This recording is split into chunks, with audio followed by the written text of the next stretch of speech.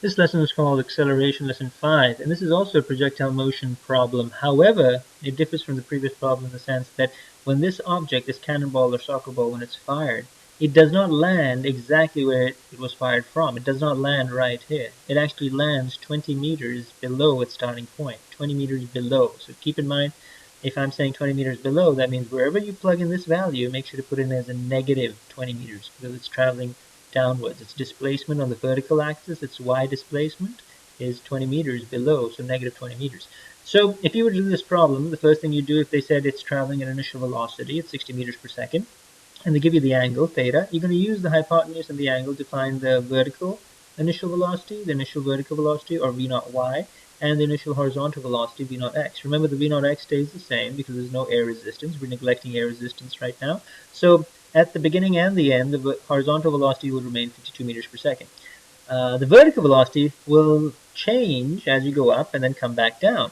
At this point, at the end, the vertical velocity is going to be greater than 30 meters per second. It's going to be more than negative 30 meters per second downwards because it has more time in the air. You see, when the ball reaches this point right here, where it started off, then yes, its velocity is going to be 60 meters per second over here. Its horizontal velocity is going to be 52 meters per second.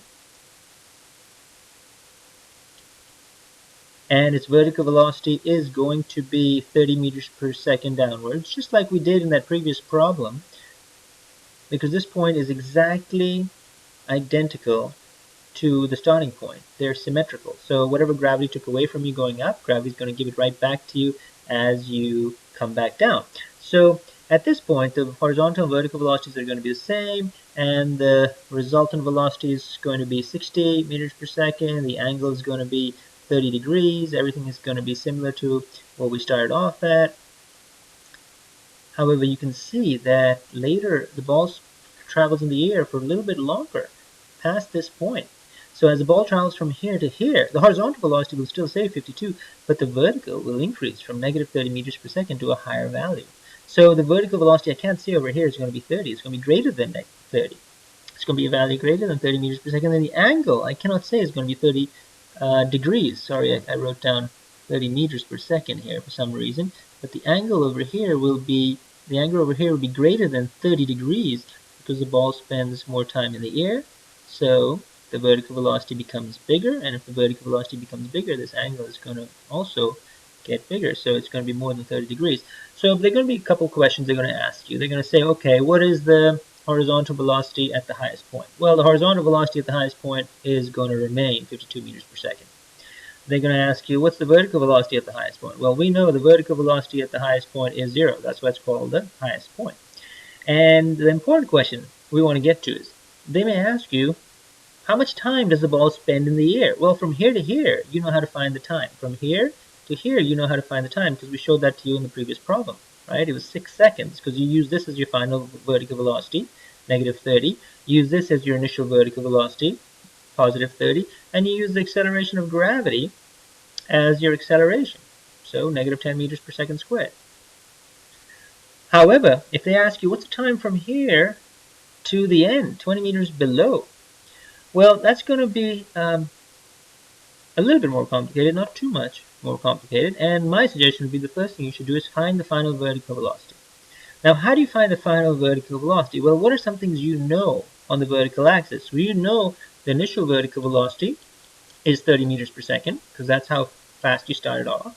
You know that the acceleration of gravity is negative 10 meters per second squared.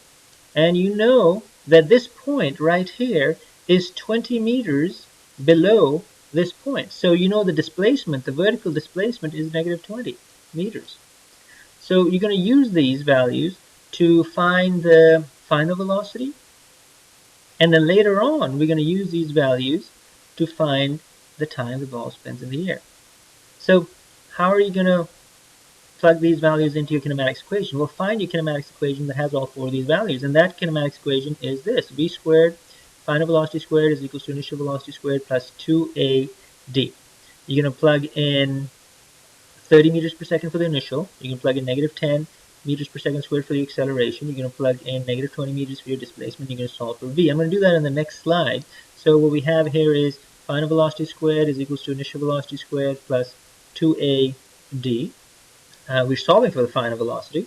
The initial velocity, remember, is 30 meters per second. And we may have to use a calculator for this. Your acceleration is negative 10 meters per second squared. And of course, your displacement was negative 20 meters. So 30 squared is 900. And then you have 2 times negative 10 times negative 20. So the negatives will remain a positive. So 20 times 10 is 200. 200 times 2 is 400.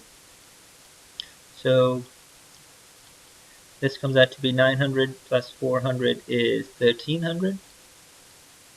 And then you're going to take the square root of 1300. I'm going to double check my math. Initial velocity was 30 meters per second. Yep, that's correct. Initial velocity was 30 meters per second. Acceleration was negative 10 meters per second squared. Displacement was negative 20. 30 squared is 900. 20 times 10 is 200. 200 times 2 is 400. 900 plus 400 is 1300. Square root of 1300. Let's see. 1300. So square root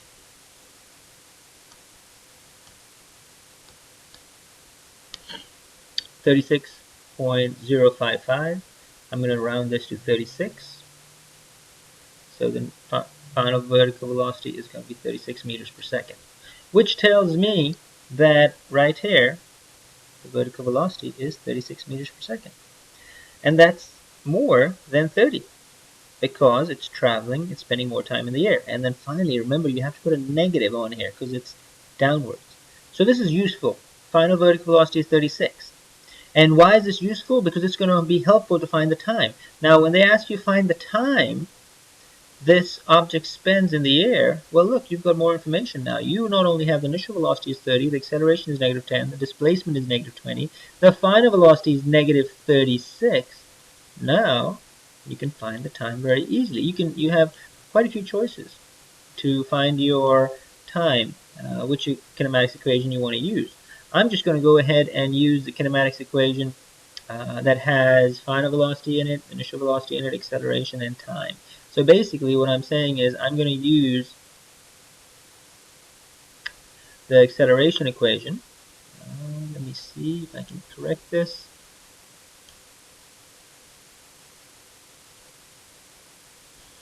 Acceleration is equals to final velocity minus initial velocity over time. That's the equation I'm going to use. I'm going to rearrange this to solve for time. So this is acceleration. So time is equals to final velocity minus initial velocity over acceleration. What am I going to plug in for my final velocity? Negative 36 meters per second. What am I going to plug in for my initial velocity? 30 meters per second. What am I going to plug in for A? I'm going to plug in negative 10. So I'm going to do this on the next slide.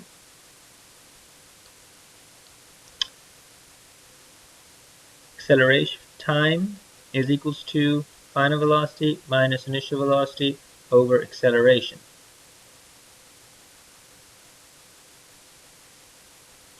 So for your final velocity, we're plugging in negative 36. For my initial velocity, I'm plugging in 30. And I'm going to divide it by negative 10 meters per second squared.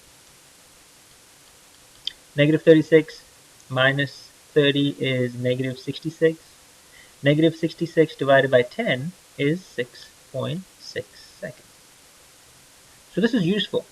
This tells me that it takes 6.6 seconds to go from here all the way to here. And if you compare this to the previous problem, it took 6 seconds to go from here to here. So it makes sense it's going to travel and take more than 6 seconds to get to here. So it takes 6.6 seconds for the entire trip. And if it took 6 seconds to get to here, that means this additional time is 0.6 seconds. So for example, if they ever ask you how much distance, extra distance right here was covered, they ask you, give me this extra distance. Well, you know it took 0.6 seconds to go from here to here. So to find this extra distance, all you're going to do is multiply 52 meters per second times 0.6 seconds. That'll tell you how much additional extra distance right here the ball travels in the air. Now, if they want to know the whole distance from here to here, no problem. You're going to take 6.6 seconds and multiply it by 52 meters per second. Because it's trying 52 meters every second. So you multiply 52 meters per second times 6.6 seconds, you got this entire range. However, keep in mind, if the question asks you, just give me this additional extra range the ball spends in the air right here, from here to here, then just take the 0.6 seconds, because it's 0.6 seconds to go from here to here. That's the additional time it spends in the air. 0.6 seconds times 52 meters per second will give you this extra time, this extra distance, this extra range. Finally, they will ask you a question, give me the final velocity and give me the final angle theta. Well, that's easy to do because look, you know the horizontal is 52, you know the vertical is negative 36. So it's very easy to find the final velocity, because basically I'm saying find the hypotenuse. So you're going to use a squared plus b squared equals c squared. You're going to use the Pythagorean theorem to find the hypotenuse. And you know how to do that. And then if I ask you, find me the final angle theta, it's going to be greater than 30 degrees. You're going to use inverse tangent, opposite over adjacent, to find your angle theta. But after you find your hypotenuse, you can use inverse sine or inverse cosine to find your angle theta. So hopefully this was a helpful review for you.